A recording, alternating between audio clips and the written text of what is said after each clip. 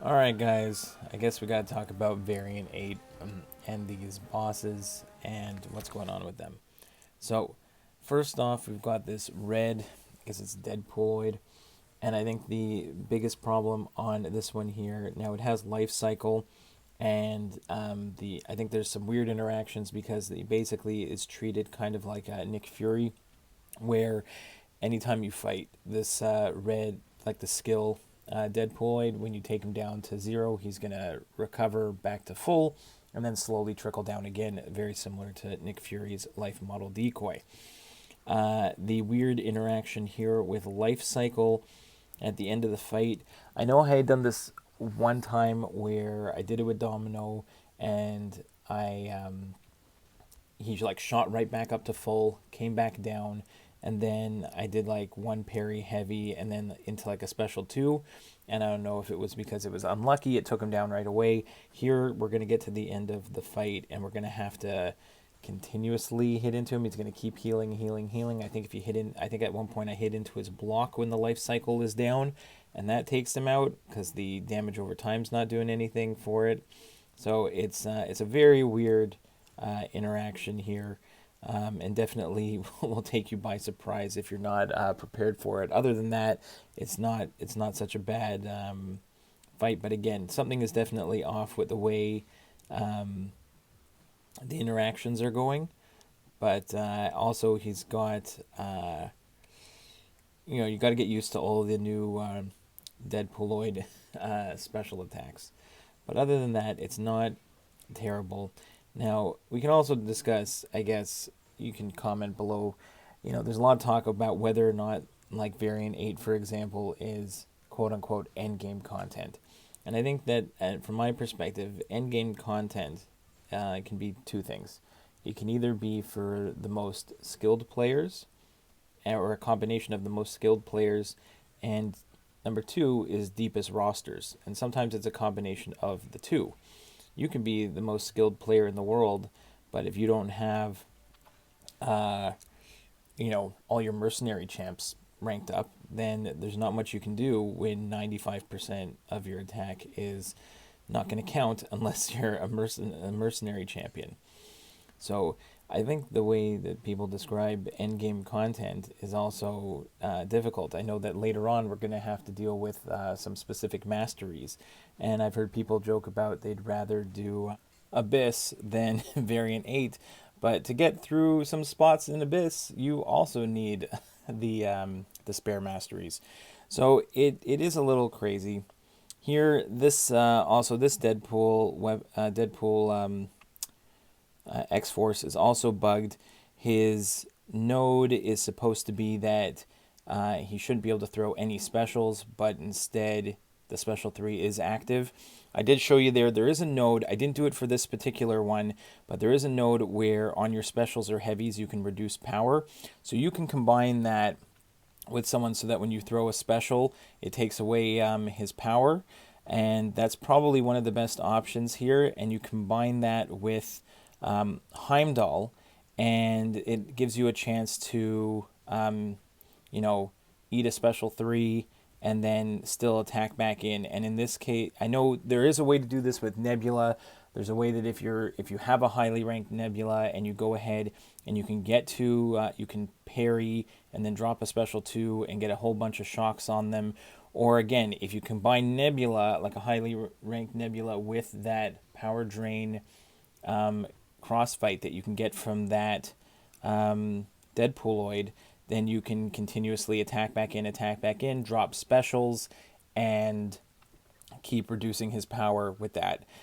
Here I went with Hitmonkey to try and see if I could blitz this one. If I could get to a special 2, then with Heimdall, I could go ahead and Hitmonkey was able to purify the bleed, and I was able to attack back in and get to a second special 2 and see if I could blitz him out here. But I came up just short.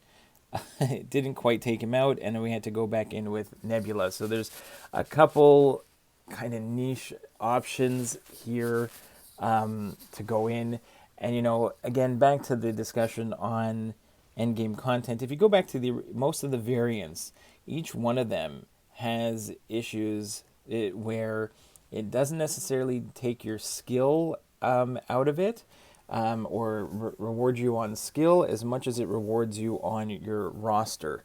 So even if you go back to variant 1 where it was you needed high ranked champs in different classes to get through the content, and then sometimes you need high ranked 4 stars or 3 stars, and the people who have been playing longer have more filled rosters of champions. So it's hard to say whether or not, like, and when people are arguing for better rewards for this, it is, to me, end game content in the terms of you need to be playing a long time in order to get through it. And here, let's go on to the next boss for a second. Again, there's a crossfight ability that puts shocks that can put shocks on the opponent. Shocks reduce the evadability accuracy on this black suit Spider-Man here. And we can go ahead. My goal here, because he's also got kinetic transference and limber, the goal here is to try and push him to a special 2 and then back off, wait for his evade charges to go down, and then attack back in afterwards. And, I did take up Hitmonkey on my main account to rank 3 and as a mercenary, and he put in a ton of work here. Domino puts in a ton of work in this one. If you have a high-ranked Nebula or even Winter Soldier with the Killmonger synergy, Winter Soldier kind of works like a mini Star-Lord. He could be really good. But also Black Widow Deadly Origin we're going to use later on. Works extremely well if you have her ranked up. So again, it's kind of rewarding. Each variant kind of has very niche fights. Some rely on we had one for Spider-Verse champions. We had somewhere like Venom was really good. You had somewhere it was literally Sentinel was the only champion that benefited from a node for an entire variant, right? So it's hard to say that it's does it really merit some higher ranked rewards, but it's also it's people will say it's geared towards lower tier players. But I say some of the lower, if you haven't been playing a long time and you don't have a very diverse roster, it's going to be very difficult. Now there are these crossfight abilities on the different Deadpooloids throughout the quests. So for an initial completion, if you take advantage of those, that won't be as bad. But again, without the roster of those ranked up champions, I can see it being difficult for players with specific rosters that aren't catered towards this specific variant. But at the same time, it's permanent content. It's here the whole time. Okay, let's take another look at the old Man Logan boss. I went in with, you can see here, I went into the fight with like 10% health on Black Widow Deadly Origins. And really for him, he's going to be unblockable. He's got Vigorous Assault, so he's going to be unblockable every time he gets a regen. So really don't rely on parries at all for this, because basically if you play this one as if you can't parry him, just bait specials and I hit into his block, bait heavies, bait his specials. Both his specials are easy to evade. I always have to remember that his heavy attack has those 2 hits on it. That always could mess me up if I'm not paying attention. But and he's going to be gaining a ton of power here, especially with the debuffs. So I just have to be extra careful that I don't push him to a special 3. But again, here you can see Black Widow Deadly Origin is phenomenal for a lot of these fights. And I believe on this quest, I took a bunch of the Deadpooloid crossfight abilities, but I don't think I really used anything in particular on this one. It's just this is just more of a standard fight. I think anyone could do it, but Black Widow Deadly Origin did a great job here. Yeah, so again, I don't know if rewards should change for these things. It'd probably be nice to see. Again, you're rewarding players with diverse rosters. The people with diverse rosters are going to be your end game players, and your end game players aren't necessarily going to be wanting to rank up 4 and 5 stars anymore. You're looking for 6 stars to rank 2 to rank 3, and the best players are already getting champions to 6-star rank 4. All right, here we go. We got Black Widow Deadly Origins against this She-Hulk. It's got close encounters, so you got to be aggressive, stay close to She-Hulk as much as possible, but she's also got unblockable specials. So it's it's just one of those fights where you got to be pretty much make sure you have as much health as possible going into the fight, because if you don't, you're not going to last very long. If you have to back away. So I think for this fight, again, not too bad, but you do need to. I would suggest having someone who you want to top up your health before you go into this one.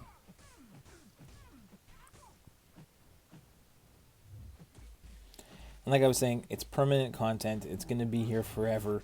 So I think even on this is actually this Black Widow Deadly Origins is actually on my second account, and for a long time I had not gone in and done like variant 1 on this account 100%.